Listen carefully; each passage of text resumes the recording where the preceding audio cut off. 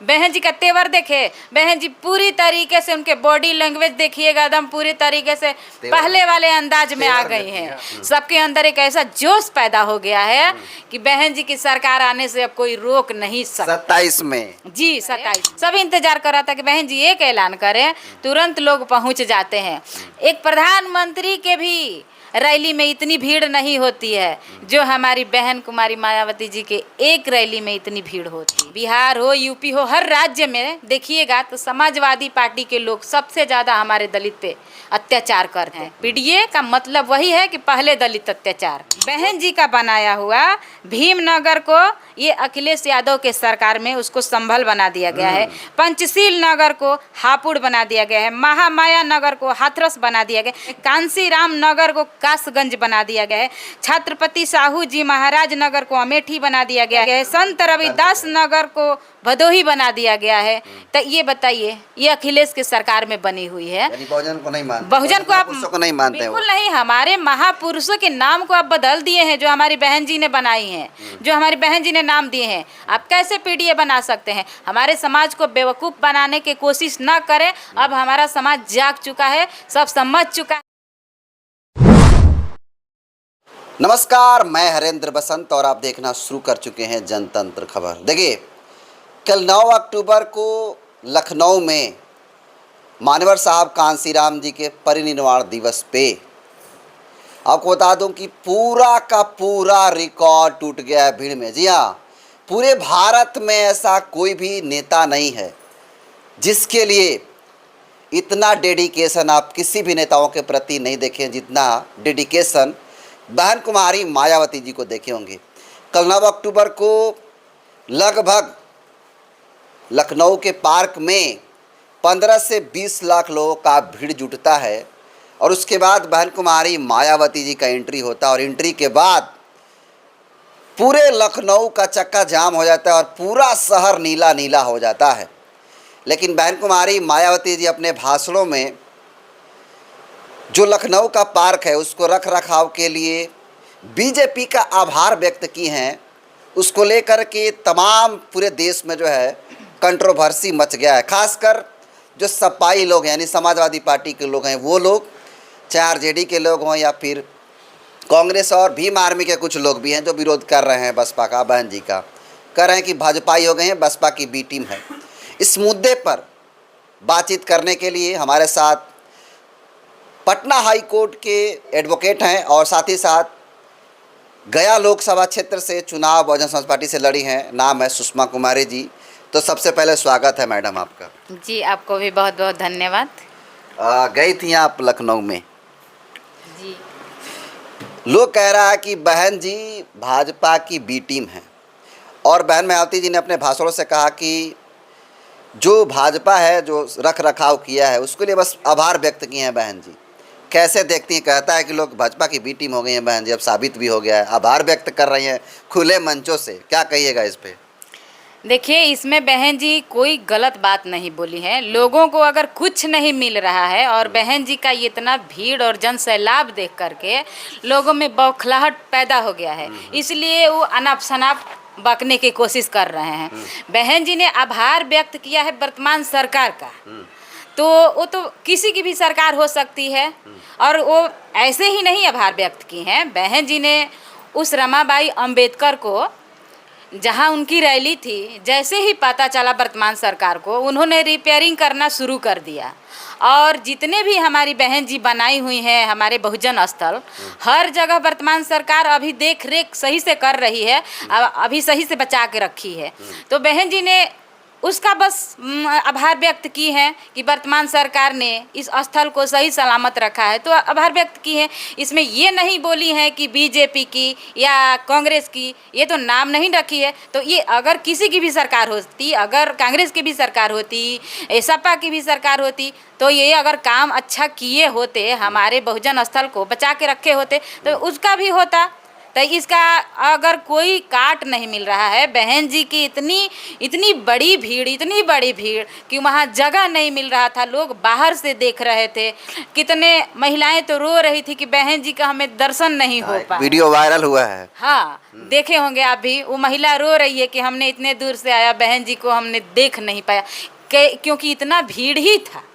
तो वही चीज अब कुछ नहीं मिल रहा है। पूरे यूपी के लोग खलबलाहट, जितने विरोधी लोग हैं सबको खलबलाहट मच गई है कि अरे ये क्या हुआ।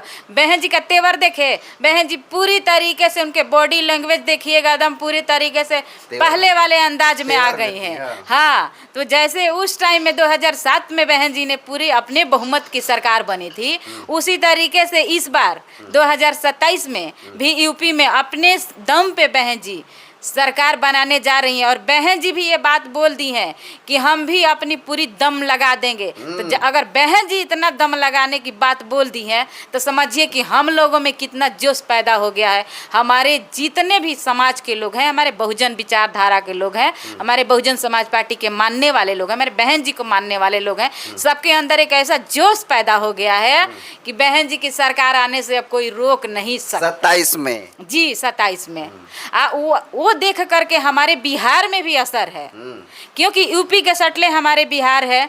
तो उनका सिर्फ वहाँ का जोश देख करके हमारे बिहार के लोगों में भी इतना जोश पैदा हो गया है कि हमारे बिहार के लोग भी कमर कस लिए हैं इस बार कि हमारी बहुत अच्छा खासा सीट निकलेगा इस बार बिहार में भी। जी, उस भीड़ का असर दिख रहा है बिहार में। बिल्कुल, उस भीड़ का असर, उस बहन जी का अंदाज का असर, जो लोगों ने बहुत दिनों से इंतजार कर रहा था कि बहन जी इस लेवल में कब आएंगी, पुराने अंदाज में कब आएंगी, जो अब बहन जी ने वो दिखाई है जोश। अब आ गई हैं तो परेशानी भी बढ़ गया। अब परेशानी विरोधी को बढ़ गया। इतना दिन से कहता था कि बहन जी तो शांत पड़ी हैं, बहन जी खत्म हो गई हैं, बहन जी अब कुछ नहीं कर पाएंगी। अब बहन जी बस सिर्फ एक झलक दिखाई, सारे विरोधी खलबला उठे हैं। अच्छा, एक और सवाल लिए जा रहे हैं, वहीं से मैं सवाल लूँगा कि जो विरोधी दल है वो कह रहे हैं कि भाजपा का तो आभार व्यक्त कर दी बहन जी, लेकिन जो दलितों पर हो रहे शोषण, जुल्म, अत्याचार हो रहे हैं उस पर बहन जी ने नहीं बोला। इसको आप कैसे देखती हैं, क्या कहिएगा इस पे? बहन जी, ऐसा कोई दलित, पिछड़ा, मतलब कोई भी हो जिस पे अत्याचार हो, बहन जी का सबसे पहले बयान आता है। सबसे पहले देखिएगा तो बहन जी का ट्वीट आता है, बहन जी के पार्टी के लोग तुरंत पहुंच जाते हैं वहाँ। तो ये विरोधियों को नहीं दिखता है, बस ये बहन जी को काटने का हरदम प्रयास करता है। ऐसा नहीं है। देखिए, अभी मुजफ्फरपुर में जो लड़की के साथ जो कांड हुआ था, सबसे पहले हमारी बहन जी का ट्वीट आया था और हमारे बीएसपी के सारे टीम वहाँ पहुँचे थे और हम भी वहाँ खुद पहुँचे हुए थे। गई थी। तो हर जगह कहीं भी दलित अत्याचार होता है, दलितों पे, पिछड़ों पे, जितने माइनॉरिटी के लोग हैं, हर जगह बहन जी तो हमारी बोलती है सर्वजन हिताय सर्वजन सुखाय। वो किसी जाति के लेकर के नहीं, सिर्फ हमारे दलितों के लेकर के नहीं, वो किसी भी बेटी के साथ, किसी भी समाज के साथ अगर गलत होता है तो बहन जी सबसे पहले खड़ा होती हैं। अच्छा, इस बीजेपी आरएसएस के लोग तो कांग्रेस और आरजेडी के लोग और सपाई लोग तो उठाइए रहे हैं, लेकिन इसमें भीम आर्मी के कुछ जो नेता लोग हैं वो लोग भी बसपा का विरोध कर रहे हैं, बहन जी का विरोध कर रहे हैं। इसको कैसे देखती हैं? देखिए, ये लोग तो चंगू मांगू हैं, ये किसी के कहने पर चल रहे हैं, तो इनका क्या बातें करना है। ये तो फिजूल की बातें हैं। ये एक तो हनुमान चिराग पासवान बने हुए हैं और दूसरा ये हनुमान बने हुए हैं। कौन? यही देख ही रहे हैं, चंद्रशेखर जी। चंद्रशेखर रावण की बात कर रही हैं? जी, इन्हीं को कह रहे हैं। अच्छा। यही अब दूसरा हनुमान ये बनने की कोशिश कर रहे हैं। कोशिश का ये खुद बन गए हैं, इनको बनाया जा रहा है। ये समझ नहीं रहे हैं, चंद्रशेखर आजाद जी नहीं समझ रहे हैं कि इनसे क्या कराया जा रहा है। हमारे बीएसपी के लोगों को तोड़ने का काम इनसे कराया जा रहा है।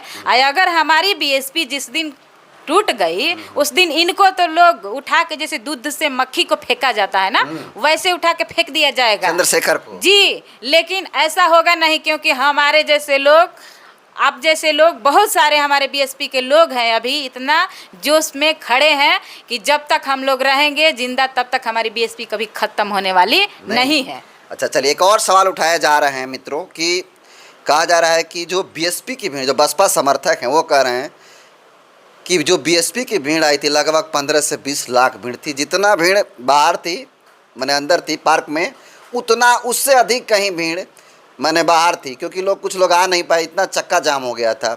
तो लोग कह रहे हैं, बसपा के जो समर्थक हैं वो कह रहे हैं कि बीएसपी का भीड़ देखकर सारे लोग बौखला गए हैं। क्या कहिएगा इस पर, सच्चाई है? एकदम ये बिल्कुल सच्चाई है। और बहन जी खुद बोली है कि इस सारे रिकॉर्ड को तोड़ते हुए इतना भीड़ जमा हुआ है। हाँ। पिछले सारे रिकॉर्ड को तोड़ते हुए ये भीड़ इकट्ठा हुआ है।